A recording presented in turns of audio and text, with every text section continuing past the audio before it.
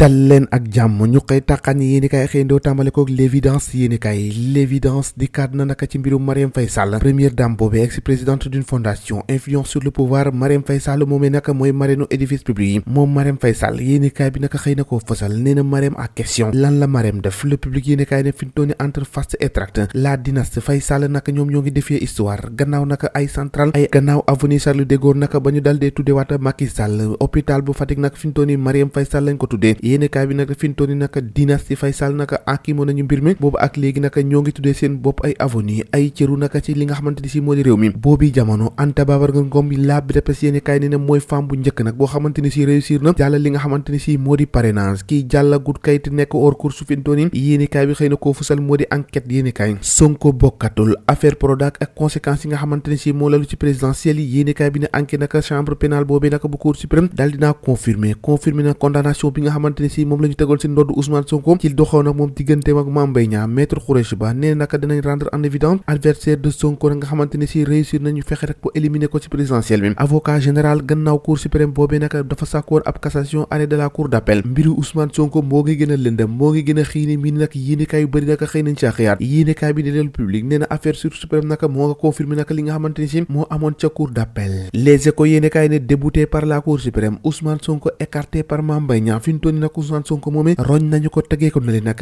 ak condamnation bi nga xamante ni dañ koo daan juróom benn weer avec sursis ne naka fintooni nag dootu mun a bokk fii ak 5 ans nga ni moom maître Khoureyssi Ba nee na adversaire Ousmane Sonko yi naka fexe nañ bu am objectif éliminer ki nga xamante ni si moo di présidentiel yi dal dee dëkk avocat général bi naka la mu xam ne moo di fintooni naka sàkk woon na ab cassation Walfadjri yéene kaay ne fintooni naka ki nga xamante ni moo di Ousmane Sonko cour suprême débouté na ko Sonko naka exclu maanaam naka Sonko dàq nañ ko ci collection li nga xamante ni si moo di présidentiel dal dee dëgmal waaye yoor yooyu yéene kaay naka bu ñu sukkandikoo ci maître Bamba Cissé nee na Ousmane Sonko bu nëgër naka moo ngi ci course bi de décision boobee naka taxul mu ñàkk ay droit yi nga xamante ne si moo tax muy mun a bokk ci élection am déet yéenekaay bi ne dara leeragul li leeragul seen bopp quotidien yéenekaay xëy na koo fësal destin à sursis contrôle du parrainage yéenekaay bi ne Bassirou Diomaye Faye Mimi Touré Abdoul Mbaye ñoom ñëpp nag ay doublon moo leen daal di bloqué Anta Babacar Ngom gagne son pari Thierno Cissé nag arrêté nañ ko ak ay faux parrain yu nga xamante ni jot na koo teg boobee jamono source a ne Anta Babacar Ngom moom ko duut na ñëpp fin de rêve pour Sonko cour suprême naka daal dinaa confirmer verdict bi nga xamante ni si moom la cour d'appel joxe woon fi ñu tooni naka daanaka moom ay biram moo ngi gën di wéy naka di lëndëm di bëri ay xiini mii ni moom Ousmane Sonko ci bokkee sam ci élection yi nga xamante ni si ca la ñu dal di dëgmal l'observateur yéen naka diffamation contre naka Mame Mbaye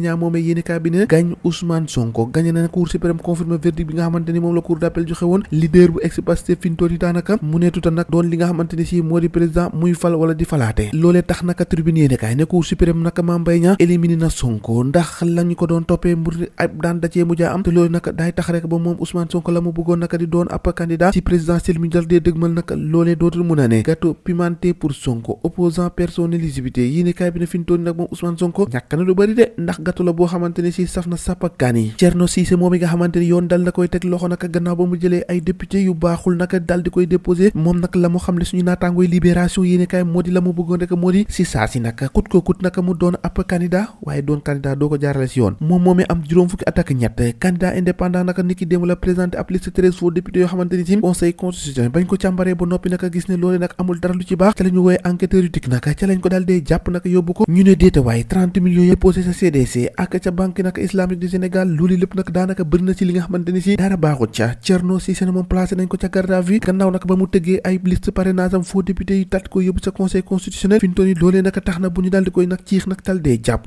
waaye doonu président jar na looleem wax ci tàggat yaram nag ak mot d'ordre bi nga xamante ni si moom rek la gàññe yi daal dee gis benn mot d'ordre la moo di fexe rek ba gañewaat li nga xamante ni si moo di coupe d'Afrique des nations ci jamono ji nag gaayaa nga ca waajtaay bu rëy boo xamante ni si la leen tax a jóg moo di ndam li nga xamante ni amoon nañ ko ca Cameroun ñu amaat ko ci at mi indiwaat Sénégal coupe d'Afrique boobee ñoo ko déggandoo jàngeen jëf ba ëllëg